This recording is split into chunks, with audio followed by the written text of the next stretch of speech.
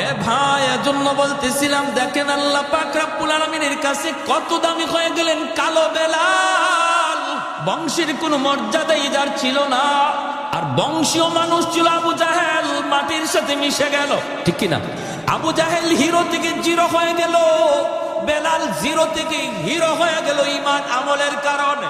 সাহাবায়ে কেরাম বলে, নবী গো, বেলালের আজানে একটু সমস্যা। কি সমস্যা?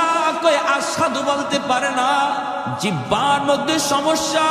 কখন জিহ্বার সমস্যা তৈরি হয়েছে? উমাইয়া হযরত বেলাল রাদিয়াল্লাহু তাআলা আনহুর জিহ্বাটারে টান দিয়া বের কইরা এই জিহ্বার মধ্যে পেরেক ঢুকায়া দিছিল, জিহ্বার মধ্যে পেরেক ঢুকায়া দিছিল। যেই জিহ্বায় আল্লাহ আল্লাহ জিকির কয়, এই জিহ্বা আমি রাখবো না কয়ে পেরেক ঢুকায়া দিছিল। এজন্য হযরত বেলালের মুখে একটু সমস্যা হইত, আশহাদু বলতে পারতেন না, বলতেন আসহাদু।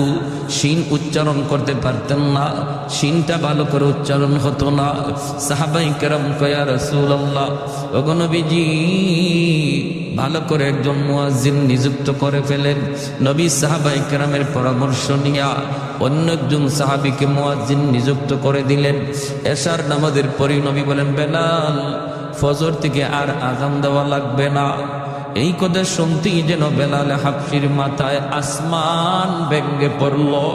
এশার নামাজ পড়ে সবাই যার যার ঘরে চলে যায়, কিন্তু মসজিদে নববী থেকে গেলেন না শুধু একজন, তিনি আর কেউ নন, তিনি হলেন বেলাল হাবশি। মসজিদে নববীর কোনায় খাম্বার কিনারায় বইসে বইসে চোখের পানি জড়ায় আল্লাহর কাছে কান্দে আর কয়, মালিক, ও মালিক, তোমার হাবিব আমারে মুয়াজ্জিনের চাকরি থেকে বাতিল করে দিছি।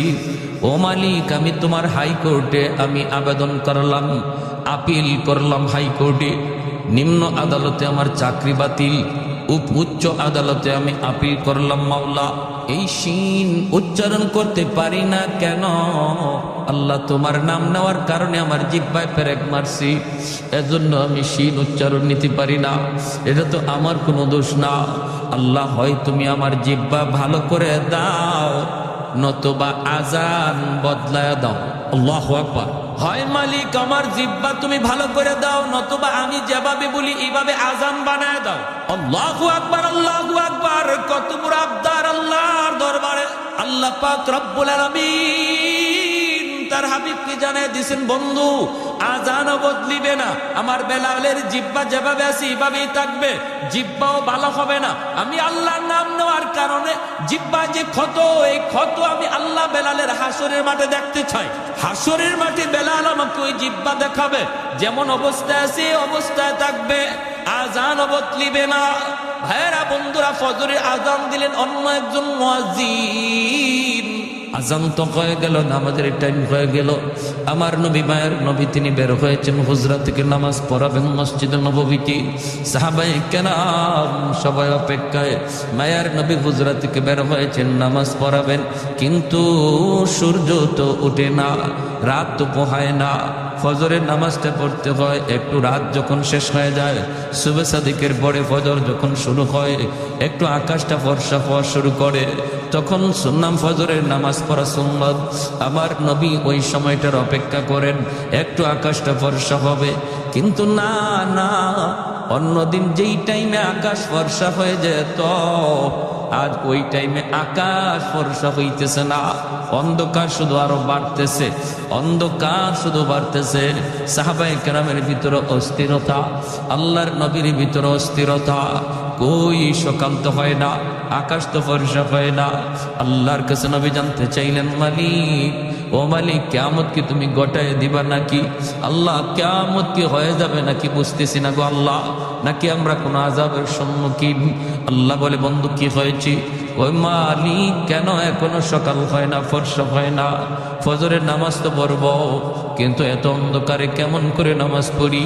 আল্লাহ, ফজরে আজান বুঝি হয়, এখনো বুঝি ফজরের টাইম হয় নাই, ফর্সা হয় নাই। জিব্রাইল আমিন দ্রুত নেমে এসে মায়ার নবীকে জানায় দিলেন, নবী গো, কেমন করে সকাল হবে গো নবী? মদিনার মসজিদে ফজরের আজান তো এখনো হয় নাই। আল্লাহ নবী বলে, ভাই জিব্রাইল, অন্য দিনের চেয়ে আজান তো আরো সুন্দর আজান হয়েছে, শুদ্ধ করে আজান হয়েছে, শুদ্ধ করে আজান। জিব্রাইল আমিন কই নবী গো জানি না, তবে অন্য দিনের আযান আমরা আসমানের ফেরেশতারাও শুনতে পাইতাম, শুধু আমরা না, আরশের মালিক আরশে বৈশা শুনতেন। কিন্তু আজ ফজরে আযান আমরা আকাশের ফেরেশতারা শুনি নাই, আল্লাহ নিজেও শুনে নাই, এজন্যই রাত শেষ হইতেছে না। ওগো নবীজি, বেলাল আযান না দেওয়া পর্যন্ত রাত কিন্তু পোহাবে না। ভাইয়ার নবী, দয়ার নবী কয় বেলাল আমার আল্লাহর কাছে এত দামি হয়ে গেছে বেলাল, আমরা তো বুঝতে পারি নেই রে বেলাল, দ্রুত আযান দাও। বেলাল আযান দিলেন, রাত পোহালো, দিনের আভাস দেখা গেল। জোরে করুন সুবহানাল্লাহ। রমজান শরীফ, মায়ার নবী সেহরি খাইতেছেন।